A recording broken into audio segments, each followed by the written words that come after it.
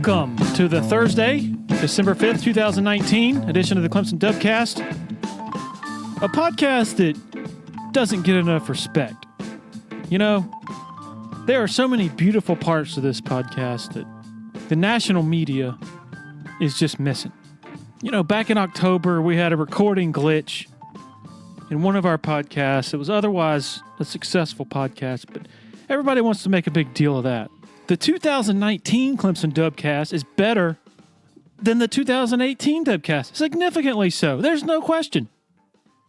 Okay. Just having a little fun. I just wanted to see what that sounded like and felt like. Kind of feels good to get that off my chest, even if it wasn't on my chest.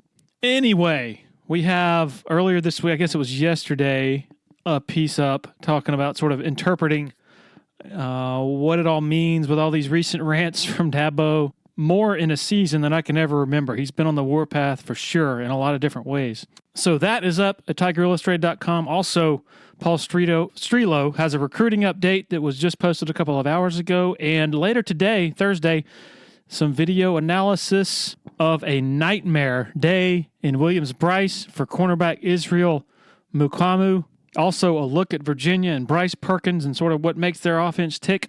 Plenty of good stuff coming up on the site between now and the ACC Championship game Saturday night in Charlotte. Our title sponsor of the Dubcast from way back in the beginning, August of 2018, Parham Smith & Archenhall Law Firm in downtown Greenville. Blake Smith, a good friend of mine, he's been representing plaintiffs in medical negligence and other personal injury cases for over 15 years. Blake serves on the advisory board for the paralegal program at Greenville Technical College. He recently completed his 10th year as an adjunct pro bono professor at Clemson University, where he teaches sports law. Blake was also featured in a recent Consumer Reports heart surgery risk article. In other words, Blake and everybody else at Parham Smith & Archenhall know what the heck they're doing. Free consultations, 864-990-4581 or online at parhamlaw.com. Our newest podcast sponsor, been with us for a few months now, Blackacre Law Firm, sister law firm of Parham Smith & Archenhall in Greenville. Stuart James is a 1998 Clemson grad, big Clemson fan, just like the Parham Smith & Archenhall family. Blackacre gives you the representation you can depend on when you're on the home stretch, closing on your house, all those documents you're signing, all those technical aspects of it. The last thing you want is for something to go wrong at that point. Blackacre also provides services for wills, powers of attorney, durable, and healthcare. Don't put yourself and your family in a bad situation by not having these important documents. Call today for a consultation, 864-775-5400, or go to their website, blackacrelawfirm.com. That's BLACKACRE lawfirm.com. Okay, now for our conversation with David Teel. Man, he's been around a long time. One of the best voices, most respected voices in the ACC and beyond. Really want to learn more about Virginia heading into this matchup. And also some stories from way back when about riding in Danny Ford's pickup truck during the summers in the 80s. Good stuff. Here we go. All right, joined by the legendary David Teel of the Newport News Daily Press. Dave, glad to finally have you on the podcast. I'm really happy to be here, Larry. Thanks for having me. Yeah, I actually, when I was sort of putting the pieces together to try to figure out how to do a podcast, the one that you guys do up there, I was actually listening to that one and got some advice from your sports editor, Jonathan Heater. Is that still... Yeah, well, he's still with us. He's moved onward and upward from sports editorship, and he's an online heavyweight. But in fact, just earlier today, he helped us produce the latest edition of our podcast. Fantastic. All right, so I hate to say this, but I hadn't watched Virginia at all this year. I think I watched the North Carolina game just because I pay attention to who Clemson is going to play, record all their games. And so the last 3 days I've been watching Virginia's games and sort of trying to learn up on them. And man, what a fascinating story. I had not learned enough about Bronco Mendenhall. I had not paid enough attention to him, my fault, over the last several years. he seems like a really smart guy and a really good coach. What are your thoughts on that? Well, first of all, Larry, in your defense, this is just the way of the world in expanded college football conferences. Yeah. I mean, Virginia and Clemson haven't played since 2013. How preposterous is this? Yeah, it's crazy. I mean, at some point, it's got to get fixed. But that's a podcast for another day. But your assessment of Bronco Mendenhall is spot on. Number one, he's way too smart to be a football coach. Yeah. I mean, he could be a management consultant. He is obsessed with organizational efficiency. I mean, he's written books about it, or at least a book. He devours others' books about that subject. I mean, his minutiae is down to how many steps does it take him to walk from his office to a meeting, and could it be done more efficiently and save time that way? And that's just the way he rolls. But if you talk to his peers in the coaching profession, they will to a man tell you, this guy can X and O, especially on the defensive side. That's his wheelhouse now. He can go with the best of them. He is crazy. He runs a 3-4 scheme, but they are very creative out of it. And you rarely know where the pressure may or may not be coming from. And they've had to be creative this year, given that their secondary has just been decimated by injury, most notably to the All-America cornerback, Bryce Hall. Mm-hmm. Who was hurt against Miami, right? Yes. Yeah. That's mid-season. Yeah, and who else have they lost? Brent Nelson. I mean, they've lost several second-line guys, but Brent Nelson was a starting safety.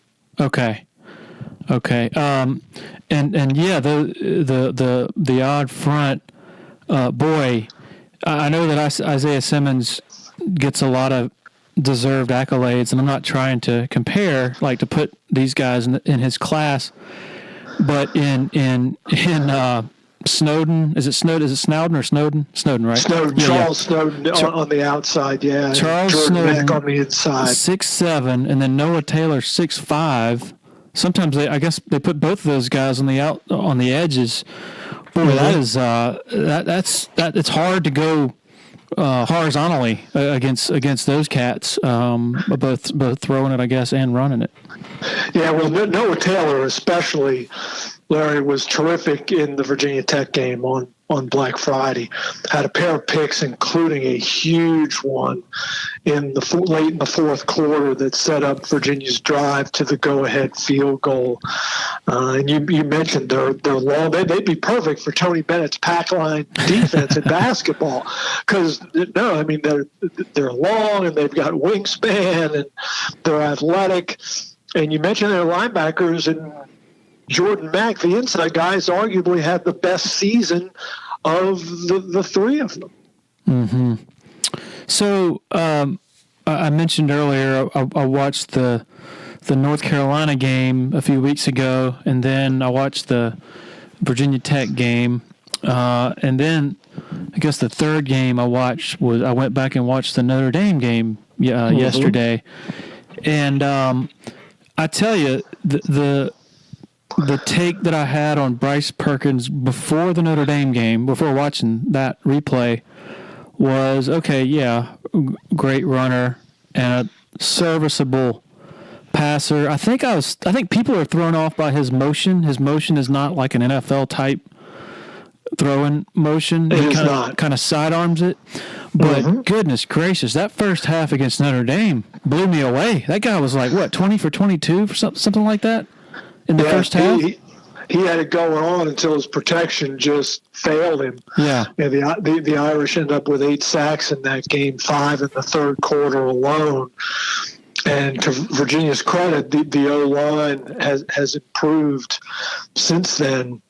And Larry, you mentioned watching the North Carolina and Virginia Tech games on tape recently. Well, you got an overdose of Bryce Perkins in those games. For example, against Virginia Tech, Perkins either runs or throws on 52 or 58 snaps. Wow. He accounts for 97% of their offense. 475 of 492 yards were Bryce Perkins. 311 passing and a $164 rushing. And the numbers were very similar against North Carolina. He is the offense. Yeah, and that would be what I would be most, it sounds weird to say, but I would be most concerned about that.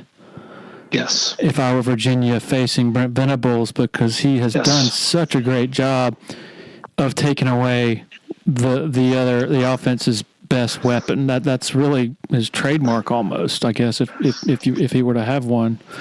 So yeah, the offensive line, well, let's get back to his Perkins passing. Sure. So am I right that he maybe an above average passer? Is that a good way to put it? Yeah, I think that's fair, and Bronco Mendenhall will tell you that he's far more accurate than they thought he was going to be coming out of junior college. And Perkins is really a fascinating story. I mean, we're talking about a guy who broke his neck in spring ball as a redshirt freshman at Arizona State, and almost had to give up football and ended up consulting. He's from out west in Arizona. His dad played college ball. His brother is in the NFL now, and they ended up using Peyton Manning's doctor out in L.A. to consult with them. And for a while, they thought maybe he wouldn't be able to play again, but they ended up not having to do surgery, just with rest and rehab. The injury healed on its own. And he's been the face of Virginia football now for 2 years running. And really, right now, Larry, he's as healthy as he's ever been at Virginia. He's been nicked by a finger injury, which sounds silly, but when a finger on your right hand and you're a right-handed quarterback requires surgery, that's a pretty big deal. And he's had a knee. And then the week of the Liberty game, right before the Virginia Tech game, he comes down with a serious bacterial infection on his tonsils. And the doctors had to go in there and drain that, which just was an incredibly painful ordeal that he had to endure. So, I mean, this guy, he plays hurt, and he carries this team. So, just sort of looking at the schedule so far, I watched the Miami game. Like on the surface, you look at that and you say 17-9. What in the world happened there? 9 points, but they moved the ball plenty. They just sort of fell apart in the red zone. Yep. Then you look at Louisville. At Louisville, they lose 28-21. That's explainable because Louisville's pretty good. The one thing that sticks out to me is Georgia Tech, 33-28. What happened in that game? I have not watched that one yet. Well, I was not there, so caveat. I was watching Virginia Tech that day, but we mentioned the injuries in the secondary. They have been prone in the back half of the season to give up chunk plays in both the run and the pass, but especially the pass game. And again, if you're a Virginia fan, the notion of facing Trevor and T. Higgins and Justin Ross is just, and not to mention ETN, that's got to be borderline terrifying. Yeah. Because if Georgia Tech is getting chunk plays on you in the passing game, that's the worst passing offense in the ACC, then you have some issues. And I imagine that the Tigers are going to figure out a way to attack that. So yeah, even though they won the Georgia Tech game, it was far too close for comfort. What I really like about that offensive scheme is, like you mentioned, their offensive line is I guess you said they've improved as the season has gone on, but still appear to be have some issues, particularly at tackle against like fast defensive ends. Yeah. But they have some talent, like at receiver for sure. Yes. I really like how they move Joe Reed around, and they have all sorts of formations, all sorts of personnel groupings. So I think that maybe one thing that could serve them well is they're hard to get a beat on. When you combine the scheme with the sort of freelance nature of Bryce Perkins, a really good dual threat quarterback. Agreed. And one guy you didn't mention, Hassis Dubois. Yeah, he's good. He's really good. He made honorable mention All ACC. I sneaked him onto my third team. He is physical, and he'll go across the middle and catch it now. Terrell Jana is the third receiver who's also athletic and capable of big plays. But you're right, Reed is the centerpiece, and they move him around. And, oh, by the way, if you're Clemson, do not kick it to him on kickoffs, because he's done it 4 times in his career. He can take it the distance. So, I think this kind of, from what I've seen, defenses to keep from getting, embarrassed by Perkins' legs, you kind of have to play zone, so you can see him. It looked like a lot of his runs against Virginia Tech came when Tech was in man coverage, and so their backs were turned. But that's not Venables' style. Like, he's not a sit back and keep everything in front of you type of guy. And then on top of that, when you do play zone, that opens up Virginia's quick passing game, which it appears that's where everything sort of starts, is their quick passing game. So I'm really interested to see how Venables sort of picks his spots to bring pressure, because that's who he is. He's going to force the issue with all of his different looks and pressures and things like that. I don't doubt it, and maybe you can answer a question for me, because I've been pondering this all season. How is it that a defense that sends 5 guys to the NFL draft is better statistically, and in some cases far better statistically, this season? I know part of it may be a function of the schedule and the fact that the ACC is clearly down, but there's got to be more to it than that. Yeah. It's interesting, going through the season, you thought that, okay, Wake Forest might be an interesting test for them, but then Wake the week before lost Surratt and Scotty Washington. And that just totally, they basically gave up on the pass. They didn't want to throw 6 picks in that game, and so they were totally one-dimensional. But it's amazing, and I've been trying to sort of zero in on this by asking Dabo, and maybe I haven't phrased the question the right way, because he really hasn't given a great answer, but it's, almost 99% of the time, elite defense starts up front. But this elite defense has been built on their back end. On the back 7. Yeah, the back 7, which that's odd. That seems like a really unique thing. And now their defensive line's pretty darn good, but it's just not what, you don't go into every game just knowing flat out that they're going to create a new line of scrimmage and they're going to pillage up front and be in the quarterback's lap. And just wreak total havoc from beginning to end. It's really not been that way, but my best explanation is they're still really talented. They haven't played, many really good offenses, but Brent Venables from the second game of the year against Texas A&M, he has moved those pieces around so effectively. He came out in that game sort of really surprised Kellen Mond and Jimbo with a 3-down look. And he had Isaiah Simmons as a center field safety with 2 other safeties flanking him. And so he's just a mastermind at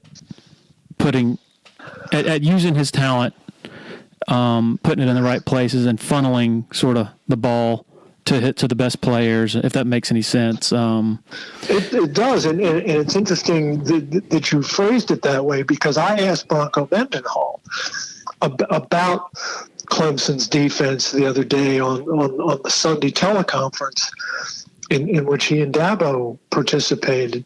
And Mendenhall said the thing that really impresses him about Brent Venables is it's not just a system that is plugged in week after week after week, is that he makes very drastic isn't the right word, but he's not afraid to change week to week, half to half, quarter to quarter, just based on game flow, on opponent, and he is far from setting his ways now. That's right. He's not. You're exactly right. He's not saying, okay, we're going to do what we do. He's always coming up with new ways to defend, and I think really going back to 2012. When Dabo hired him, I think that's what attracted Dabo to him, is that being in the Big 12, he was facing a huge diversity of offenses. It wasn't just the spread stuff. He was facing some triple option, against Air Force, and he was enthusiastic about facing that stuff and coming up with different ways to stop it. Whereas his predecessor, Kevin Steele, almost thought that the Gus Malzahn spread approach was like unfair. This new age stuff that he shouldn't have to defend it, whereas Venables is like, bring it on. But so that would be my best explanation. And also, David, I don't think enough has been made of how well this team tackles. Interesting. In an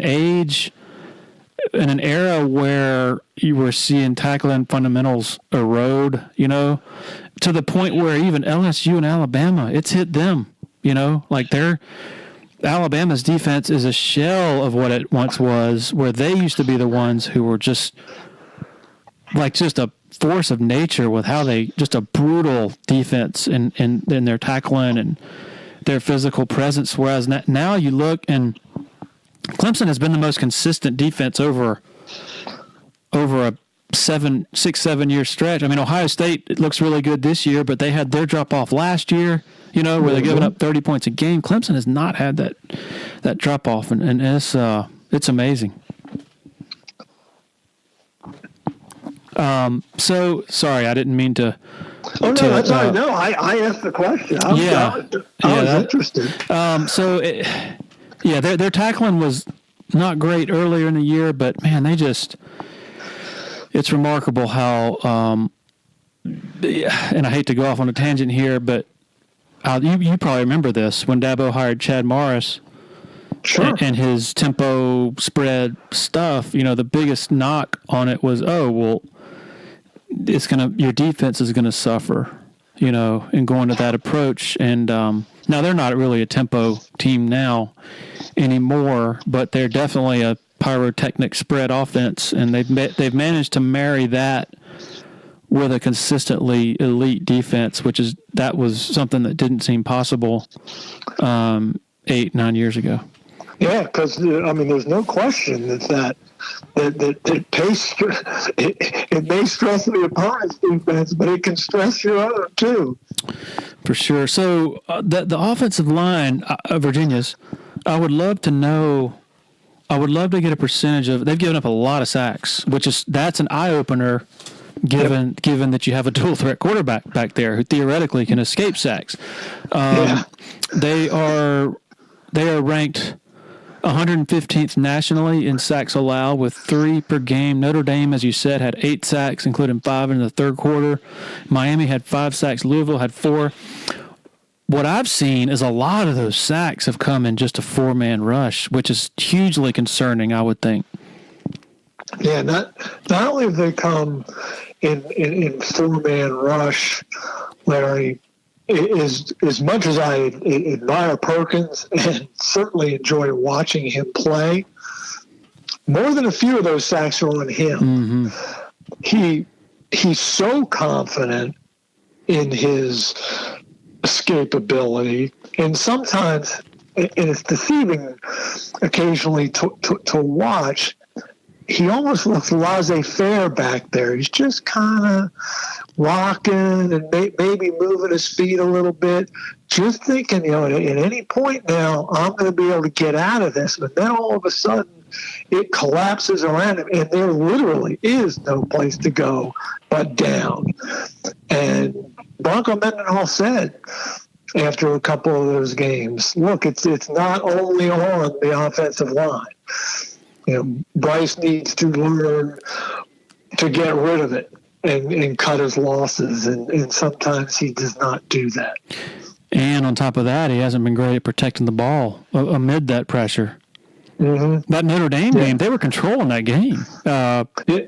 Three strip sacks in that game. Three strip sacks and lost the ball. One for a touchdown and then one that set up a touchdown, right? Correct.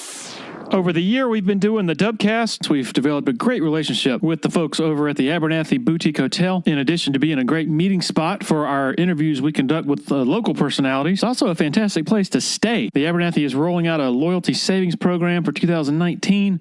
After your third stay, you'll automatically be rewarded with an exclusive offer that can be applied to future reservations for the remainder of the year. 15% off rooms, 15% off food and beverage at Taps Bar and Cafe. Learn more at theabernathy.com. Quick word about Uptown Realty LLC, headed up by Patrick Enzer, former sports writer who decided to get into the real estate game. Uptown Realty, locally owned and operated out of Sumter, but they serve the Eastern Midlands and PD area with the buying and selling of homes, commercial properties, and land. They also offer affordable new housing in the mid-130,000s from a local custom builder. Patrick is the sole owner and broker in charge. Grew up in Anderson, going to Clemson games, been in Sumter for 15 years, loyal Tiger Illustrated subscriber, loyal Dubcast listener. Website is uptownrealtysc.com. Another characteristic of Venables' defense is the force and turnovers. They just put so much pressure on you, physical, sort of spatial pressure, and then mental pressure, that it's been a common sight to see teams that, kind of loose with the ball. It kind of falls apart. David, what do you think overall about the very persistent storyline right now of the ACC, apart from Clemson just really having kind of, I guess, declined as a whole to the point where it really feels like Florida State or Miami need to, or I guess Virginia Tech perhaps, really need to elevate to give the ACC that second high-profile team that's going to bring the respectability that it's kind of lacking right now nationally? Yeah, it's happened pretty quickly, Larry. You think back to Clemson's first national title under Dabo in 16, the league was really strong, and had nationally relevant, including Virginia Tech. I mean, you were in Orlando for that championship game. I mean, Virginia Tech took those guys to the wire now. That was a really good ACC championship game, but the decline has been very noticeable. This is the first time since 2012 that only two teams in the league have won at least 9 games in the regular season. Wow. Yeah, that's hey, I know they got 10 bowl teams.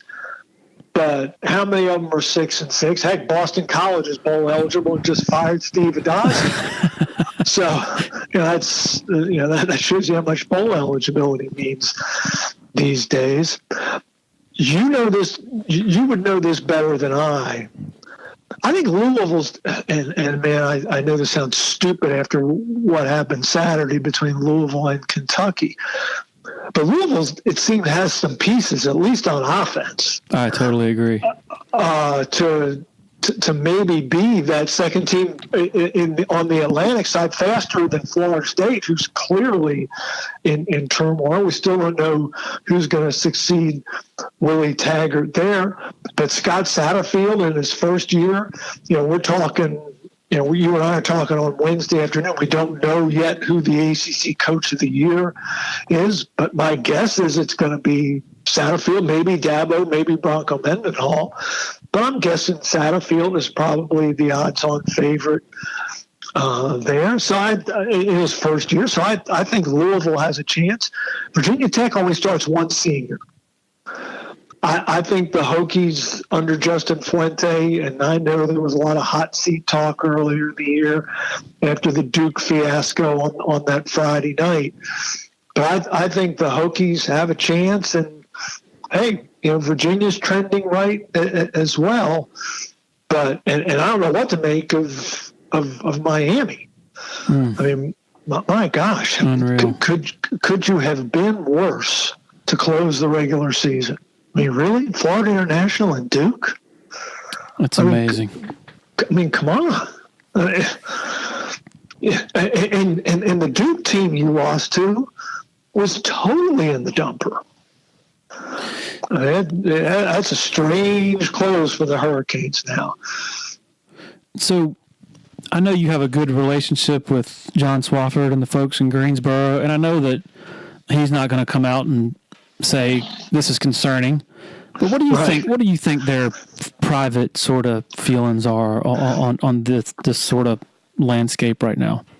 Well, I think each night they get on their knees and thank the good Lord above for the Clemson Tigers and Dabo Sweeney. That's number one. And secondly, absolutely, that they're not dim. They know they've got to be better top to bottom because I don't think this is going to happen, and I don't believe you do either. But what if Virginia beat Clemson? Could I see a scenario under which Clemson still got in the playoff? Maybe. But I kind of doubt it. Probably not. So the league's got to be good enough where its champion doesn't have to be perfect. Like in 2016. The Tigers weren't perfect, right? They lost to Pitt at home. Yeah, and I think. Sorry to interrupt. No, is that right? Was that the year they lost to Pitt, and then one year they lost to? The following year they lost to Syracuse. It was, and I think that part of that, Clemson very smartly, in its scheduling philosophy, they want to play. In addition to their game against South Carolina, they want to play a big SEC opponent every year, so you create that buffer where you're more in control of your destiny. So back in 2016, even though the ACC was really good, like you said, Clemson still had beaten number 17 Auburn on the road, and then in 2017, when they lost to 4-8 Syracuse, they had beaten number 10 Auburn at home, and so that's what helped them. They actually rose to number 1 in the ranking spot, even though they had that loss to Syracuse. Actually, Virginia Tech finished 24-17, and NC State finished 23rd. So, and then Miami finished 13. In one of those years, in 16 or 17, they played Notre Dame too, because wasn't that the bring you in guts game? 15 was the Notre Dame excuse game. me. Mm-hmm. Okay. Yep. So, you just wonder. Boy, hey, leading into the season, when they're unveiling the ACC network, and of course they're making Clemson the big centerpiece. I'm thinking, what if Clemson were like 8-4 last year? What if they had a drop off last year and they didn't have that sizzle? What would the ACC network have been talking about? Mike Krzyzewski the whole time in August? Yeah. No, you're absolutely right. And they're darn fortunate that they have Clemson up there to carry the water, so to speak, and be nationally relevant. I mean, earlier this year, and I know Virginia checked in at number 23 in the CFP rankings this week, and a couple of weeks ago, Virginia Tech was in there. But earlier, Clemson was the only ACC team in the college football playoff top 25. That's the first time since the CFP started doing rankings that a Power 5 conference has only had one team in the top 25. Wow. And, Dabo's been on his soapbox lately about a lot of things, but one thing I just can't get on board with is he says, we got a strong schedule. The ACC is tough, and it's no different than it always has been. And I'm just no, can't go there, Coach. No, absolutely not. You were around during the Florida State heyday in the '90s, and I'm curious. I mean, there are obvious comparisons between that and what Clemson is doing now. Does it strike you as similar? In a way, yes. Although, Florida State had been, the Florida State dynasty had actually started before it joined the league. Mm-hmm. I mean, the Seminoles, as an independent, had started that run of how many seasons in a row that they finished in the top four. It was 14. It was just preposterous. So that makes it a little different. And back then, the conference was just 9. So you were playing everybody every year. So in that regard, everyone had to aim for Florida State and say, okay, that's the benchmark. We've got to get to that level. I mean, George Welsh in Virginia, he always said, they're making us better because we're trying to get as good as they are. And, Virginia hasn't played, like we mentioned earlier, Virginia hasn't played Clemson since 2013. Virginia's not worried about Clemson. They're just worried about winning their side of the league. So in that way, it's a little different. But just in terms of the dominance, absolute similarities. And in some ways, Clemson's run is more impressive simply because Florida State never had to play a conference championship game. Mm-hmm. I had Norm Wood on the podcast several months ago. And did y'all talk about anything other than music? We talked a little sports, but I like to ask people listeners are interested in process, how you do what you do and behind the scenes, and the obvious sort of the interesting thing about you and Norm is y'all's travel. Like y'all are how many hours from Blacksburg and how many hours from Charlottesville? Well, I live in the southeastern part of Virginia. And Charlottesville is about 2 hours and 10 minutes, and that's exactly halfway to Blacksburg. Wow. Blacksburg's 300, Charlottesville's 150 miles. That's brutal. Do you ever go there and back in a day, like to Blacksburg? Oh, yeah. Yeah. I wouldn't say a lot.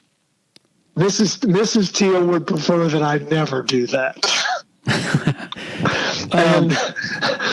And my body would prefer that I never do that. By the way, 60-year-old body. There are sometimes when I get home from a Blacksburg round trip where I just say, I'm too old for this, you know what? So you're a big runner still, right? I do try to. I run when I can. My knee is a little cranky, but we have a Peloton here in the house, and I am a big indoor cyclist. I sweat it every morning. What time? Usually after I take the little one to the bus stop. Okay. It used to be I could get it in before the bus from like 6:30 to 7, but she likes to hang out with Daddy in that time, so I give her that, and then after I get back from the bus about 8:15, I hop on board and get my sweat on. How old is she? She's 8. She's in the 3rd grade. I got a late start in life. I didn't get married until I was 51. I became a daddy at 52. Wow, that's great. How insane is that? That's never insane, no matter how old you are. What's her name? Her name is Laura. Okay. And she is Daddy's girl. And I wouldn't, obviously, you know the deal. I mean, you wouldn't trade him for the world. How has being a changed how you work, like change that part of it? Well, you ask anyone who used to be a teammate of mine, and they would tell you I was an office rat. I used to go to the office and just, if I wasn't traveling, I was hanging out in the office. I rarely go to the office anymore because I want to take my little one to the bus. I want to pick her up from school. I work from home. I don't waste 20 minutes each way to the office. I will make more midnight to 4 a.m. drives home from Blacksburg because I want to be there when she wakes up. And your priorities change. And oh, by the way, if something happens at 8:30 and I'm reading her a bedtime story or she's reading to me, I'm sorry, that's going to have to wait until maybe the next morning. So you're much more efficient. I like to think so. Yeah, I mean, you absolutely have to be. And she doesn't much like it that I'm hitting the road later on this week for basketball at Virginia Tech on Friday and the ACC championship game Saturday and basketball at UVA on Sunday. So I feel like when I'm here, she deserves my undivided attention. What is Mendenhall like to work with? Very different. He's not inaccessible. I mean, he does a weekly thing on Mondays where he's very eloquent, very open, and he'll discuss issues and such. It's not like I have his cell and I'm texting with him now, like some coaches in the league whom I've known over the years. I'm not sure that he enjoys the media interaction, but when he does it, he's engaged and offers thoughtful answers. So that's how I think I'd best describe it. So, like you said, you have relationships and have had relationships with other coaches where, you're on a basis where you're texting and calling. Is it like a feeling out process with like figuring out, okay, he's game for that and this guy's not? Like, do you ask him? Do you ask people around him? Do you just sort of have a sense about it after being around him for some time that, okay, this is not that type of coach? Yeah, that's exactly right. After a while, you just get a sense that it's not going to work that way. And maybe if this is their second or third head coaching job, you talk to someone who covered them previously. Yeah. And they can tell you, oh, no, that's not going to happen. Or, oh, yeah, it will. It just takes time.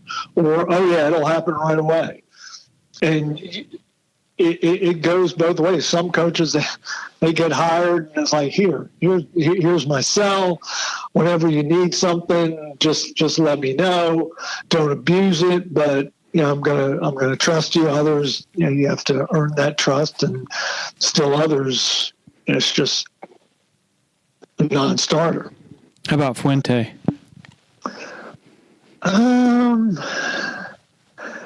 He enjoys the media interaction even less than Bronco does. And he even jokes about it. When he gets in season, forget it. Just forget it. He's got the blinders on, and his answers become very clipped and very predictable. But in his defense, if you catch him at the ACC kickoff in July, he's great. He granted me some access during spring ball. I spent a day with him. Before practice, during practice, after practice. Now, with some of that PR spin in the wake of some of the transfer issues they had, absolutely. But still, he gave me the time. He gave me the access. He revealed some of himself away from the football field, just things that he likes or things that engage him, that he ponders and thinks about outside of football when he's just by himself or sitting around the house. So that was interesting. Now Fuente, yeah, I've got his cell, or he's DM'd me on Twitter before, not frequently by any stretch, but still during the season, you just know better. Well, does he DM you to say, "Hey, I liked what you wrote," or like something, something like that? Or? Yeah, it was more along those lines. A great friend of the Clemson Dubcast and winner of the Clemson Area Chamber of Commerce Business of the Year Award, Founders Federal Credit Union. If you've been to a sporting event in Clemson, you've probably heard about Founders already. They are the official credit union partner of the Clemson Tigers, and all Clemson faculty, staff, and students are eligible for membership, as well as IPTAY members. Matt Gross is a proud Clemson alum and the vice president for the Clemson market for Founders Federal Credit Union. Membership at Founders has many benefits: great rates on loans and savings products, advice on investments and insurance products, and even a Clemson debit card available for any Founders member with a checking account. Founders Federal Credit Union is federally insured by the NCUA. If you're in Clemson, stop by and see Matt and his staff at 680 Old Greenville Highway, Suite 300, right next to the Walmart Neighborhood Market. Big supporter of the Clemson Dubcast is Harris Flooring America. Based in Anderson, South Carolina, Harris Flooring has been instrumental in a lot of the facilities transformation you've seen on Clemson's campus lately. From the Allen Reeves Center to the McFadden Building to Memorial Stadium to the Neary Center. Family owned and operated since 1947. The owner, Scott Junkins, big Clemson guy. Harris Flooring is just as good inside the home and the residential realm as they are with the larger scale commercial stuff. Give them a call, 864-642-6183, or online at flooringamerica-anderson.com. So what you're saying to those of us who cover Clemson is we don't know how good we have it with Dabo. Oh no, you don't, and I've noticed from afar how much access y'all get. You mentioned earlier some of his recent rants, and hey, I enjoy Dabo. I always have, and he's thoughtful, and he speaks in paragraphs. And when you're in our business, you prefer that to the alternative. That's for sure, anytime.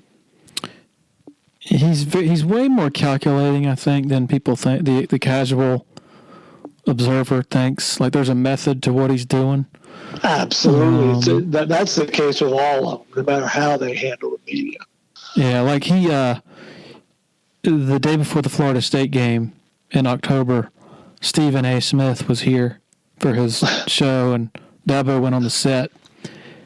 And Stephen A. asked him, "Coach, what do you think about y'all could finish undefeated and still get left out of the playoff?" A question that if one of us local media folks asked, he would probably rip one of our heads off. And it was hunky-dory. He laughed and made a joke about it and didn't really show any irritation. But then over the last week, he has brought that back up. And he hasn't mentioned Stephen A., but he says, back in October, people are asking me if, on First Take, somebody's asking me if we finish undefeated, will we get left out? That's ridiculous, And so he calculated at the time not to pitch a fit over it. He was going to save it for when it was best, I guess, to use it or something. Well, coaches are always looking for a way to motivate themselves and or their team, and they will play any card that they feel is necessary. I'm old enough, Larry, to remember back in the mid to late 80s when Virginia still had never beaten Clemson. And the Cavaliers were coming to Death Valley, and Danny Ford told his players, and they bought it hook, line, and sinker. They've got champagne over in that locker room, and they plan to uncork that after they beat your butts. And after the game, after Clemson had won, all the players are coming out going, "Yeah, we knew they had champagne in the locker room." And I'm like, what in the hell are you talking about? And old Danny, he had him convinced. How far back? When did you get your start? When was the first time you came to Clemson, for instance? 80, it would have been 84 or 85. Wow. It would have been 85 because 84 was my first year at the Daily Press. in Virginia's season opener that year. It ended up being the first time Virginia ever went to a bowl. They finished 8-2-2 that year.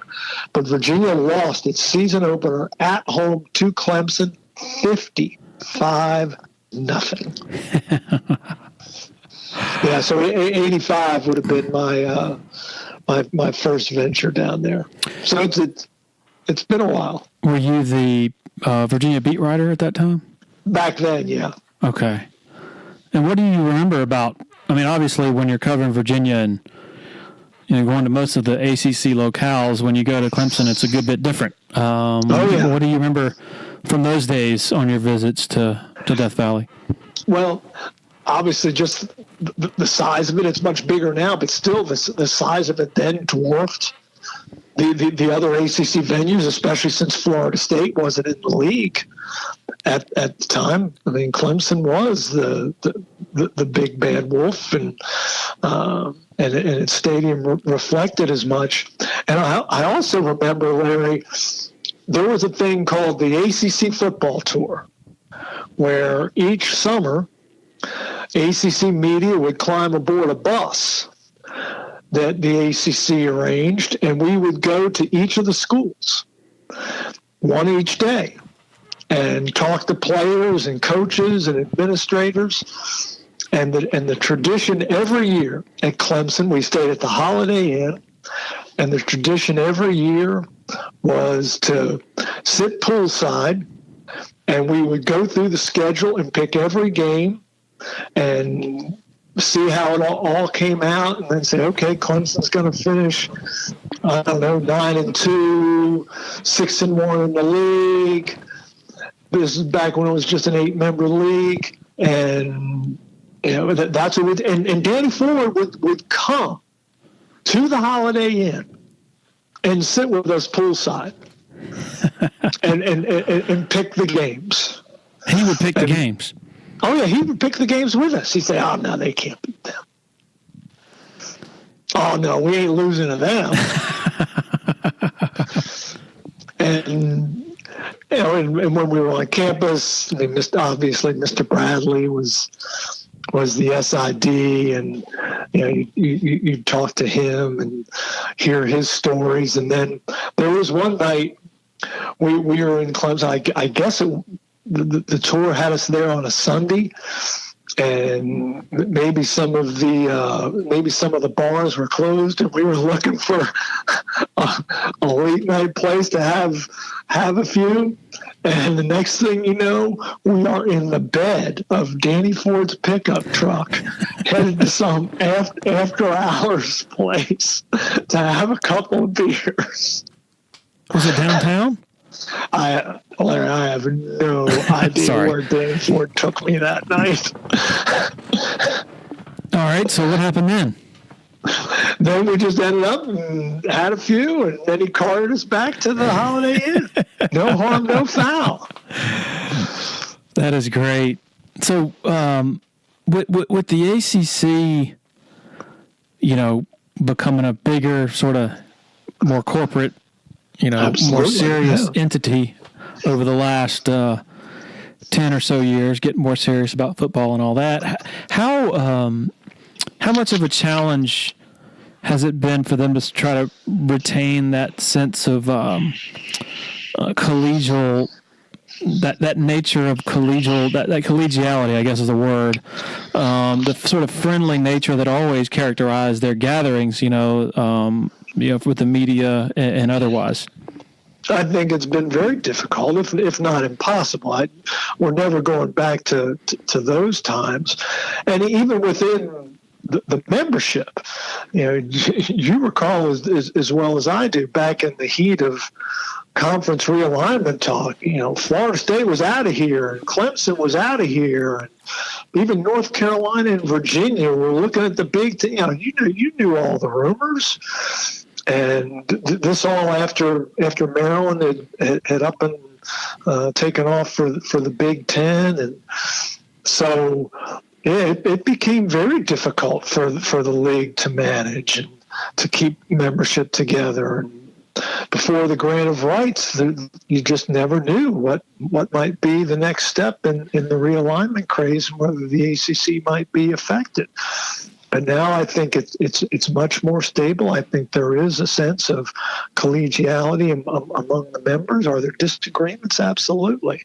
But I think for the most part, now that the network has started and they've got all granted the Comcast piece is still to be solved, but other than that, the initial distribution for the ACC network has been excellent. So I think right now they like where they are.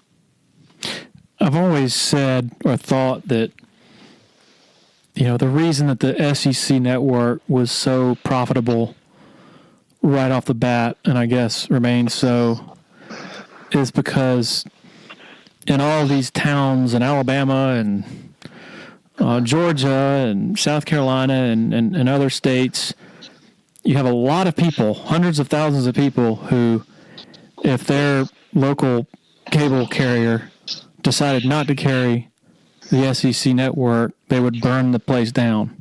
Mm-hmm. The ACC doesn't have as many of those people. I think that's probably safe to say. Maybe I'm not being fair to basketball supporters in the ACC, but it's also well known that football is really what drives the bus now. Do you think that's the biggest long-term concern as it relates to the, maximizing the profit of the ACC network? Sure, because as much as the ACC likes to talk about it, and it should talk about its geographic footprint, because that's what's helped create this network. Just look at the membership. How many private schools are in the SEC? One. Vanderbilt. How many private schools are in the Big Ten? One. Northwestern. Talking in the Big Ten, these massive land grant institutions with huge swaths of alumni across the country. Now come down to the ACC. Duke, Wake Forest. Miami's a private school. Syracuse is a private school. Pittsburgh is a public-private kind of odd entity. But the ACC just doesn't have these massive schools and fan bases. They just don't. And that's not going to change. That challenge will always be out there. On that topic, how remarkable is it to you that Clemson, which doesn't have the alumni base, doesn't have the fundraising power, doesn't have a lot of the typical majors, the doctors and lawyers and things like that say Georgia, Ohio State, Florida, like basically they don't have the wallet that a lot of these major football powerhouses, traditional powerhouses do. How amazing is it to you that they've been able to rise not just toward the top, but to the top, and are in position to stay there for quite some time? To my mind, and you're in a position to know far better than I, it seems to me that going back to when Danny Ford and company won the Natty in 1981, Larry, the rise of Clemson football back then and now is a testament to the power of the grassroots. That's what built Clemson. I pay $10 a year, right? Yeah. IPTE. That's how it was built. And I think that's what sustains it to this day. Another element of it is you look at all these schools out there that are firing coaches every 3 or 4 years and paying all these buyouts.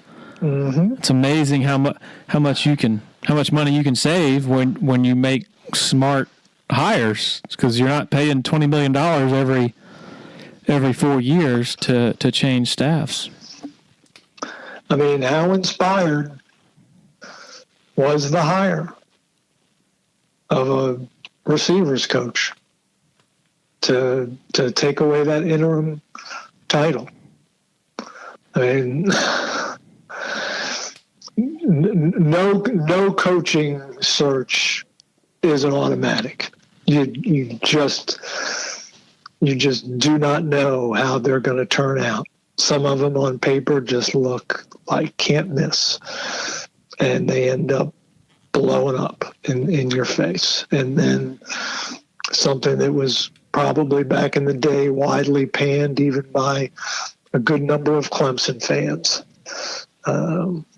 turned out to be historic, really. The hiring of Dabo Swinney. What did you think of the hire at the time in 2008 and even beyond that, as recently as 2011, 2012, where it wasn't like everybody knew he was, they were getting to the point where they were going to, contend for national titles? I was impressed pretty quickly.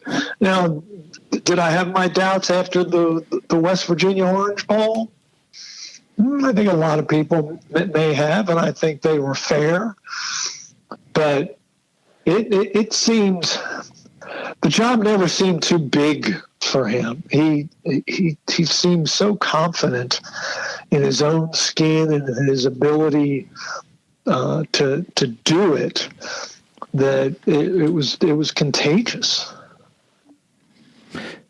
I meant to ask you earlier, as a columnist, your job is so much different from a beat writer, where a beat writer, what you're working on each day, it's dictated by what's happening. You're writing about what's happening, whereas your job is much more idea oriented. How do you come up with your ideas? What's your process like with that? That's a great question. I'm not sure I have a really good answer for you. It's just after a while, you kind of know what you're looking for. Sometimes it's people, sometimes it's trends, and sometimes, hey, in this day and age, Larry, yes, my formal title is columnist, but with smaller staffs and less money, there aren't any of us who can afford to be a one-trick pony. We just can't be. So am I out there sometimes looking for plain old news if I think I can help Norm out or help out our DVA? Absolutely.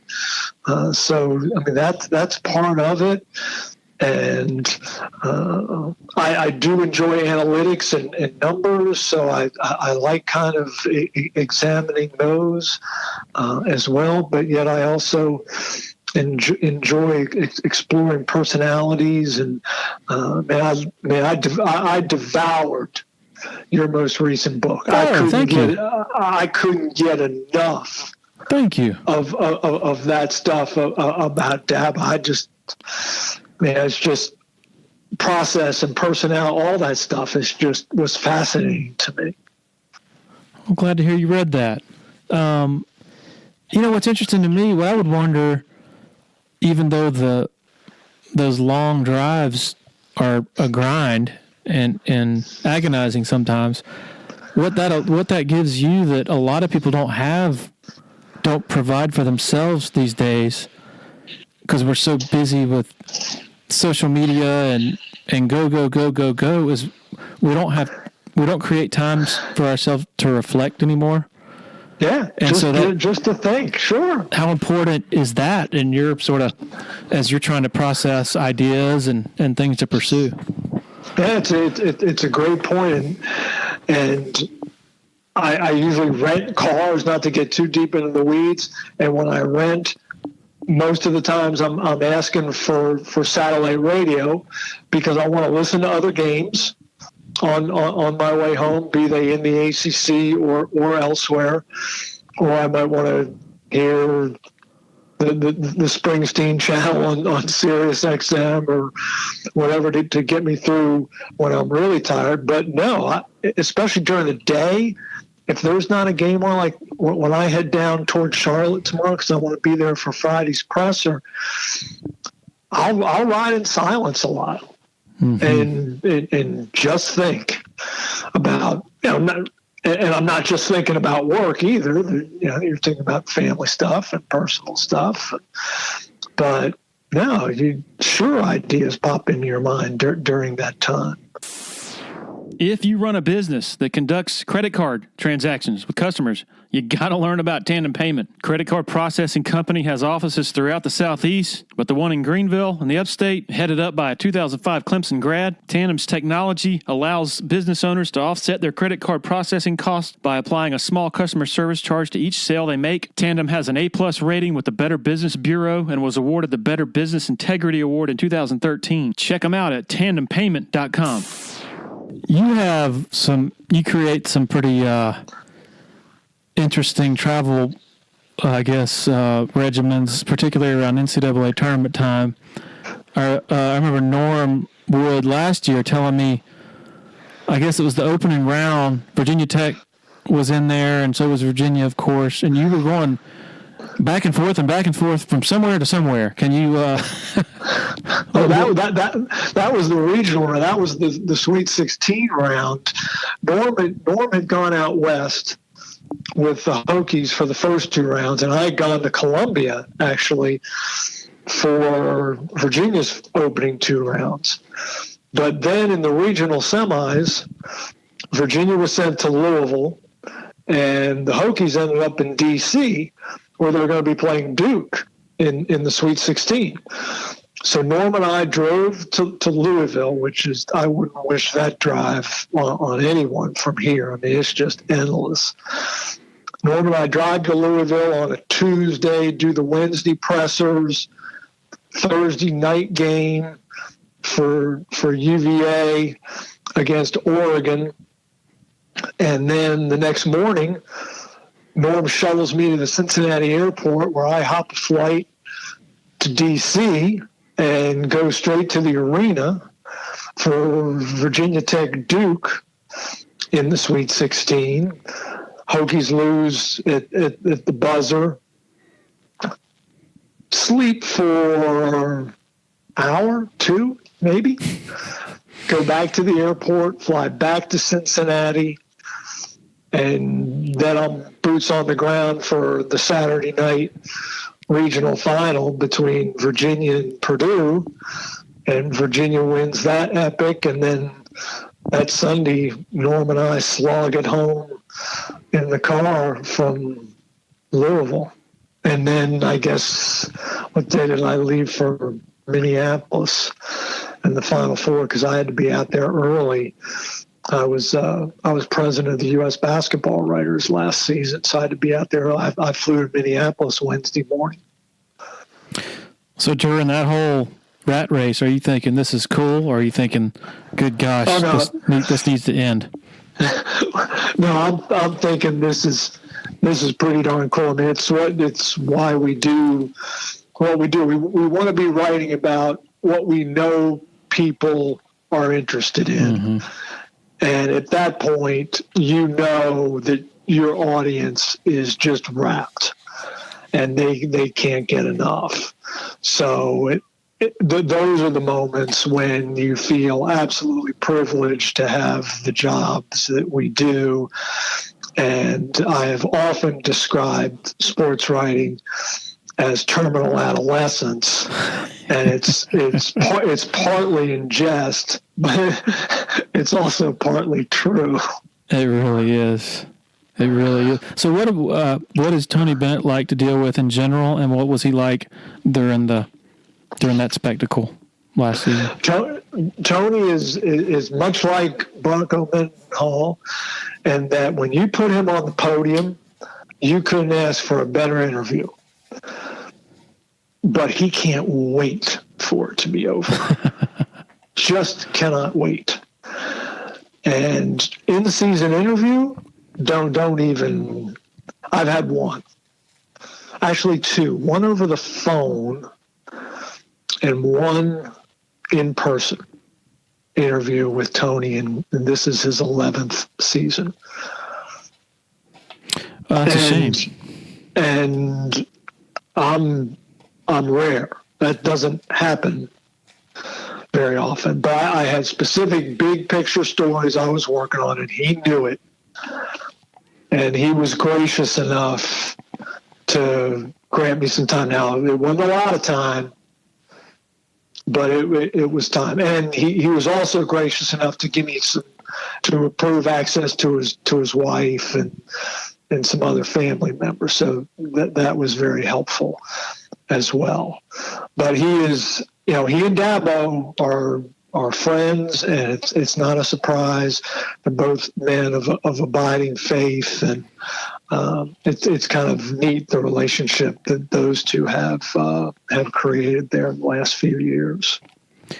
One of the casualties of how much the media stuff is managed so much today by college and pro entities is you just don't have near the opportunities to develop the relationships with not just the coaches but the players too. I mean, it used to be you're on a first name basis with most of the people you're covering, whereas now it's like I hate it. I don't think many Clemson players know who I am, and I don't really. When people ask me what's this person like, well, I know what they're like when they're in front of the microphone, but that's not necessarily representative of who they are as a person.